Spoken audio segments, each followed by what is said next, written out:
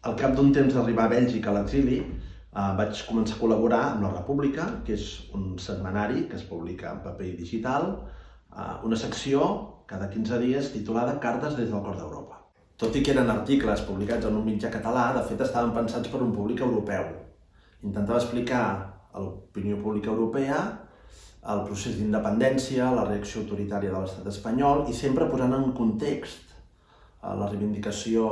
del moviment independentista català amb el context polític europeu i amb el procés d'integració europea. L'entrar com a eurodiputat, el Parlament Europeu em va donar l'oportunitat de recopilar tots aquests articles i publicar-los en forma de llibre, amb una edició no comercial,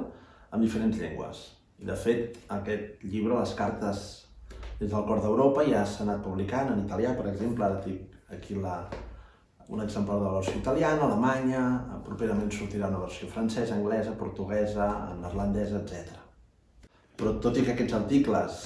estan publicats a la xarxa i per tant són d'accés públic, vam identificar que hi havia una certa demanda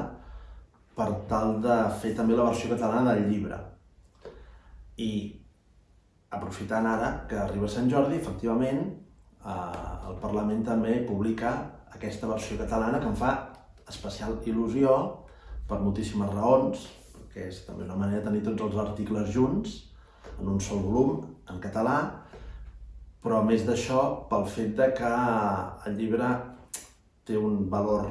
afegit molt important, que és un pròleg preciós del president Puigdemont i un epíleg tan més preciós d'en Lluís Llach.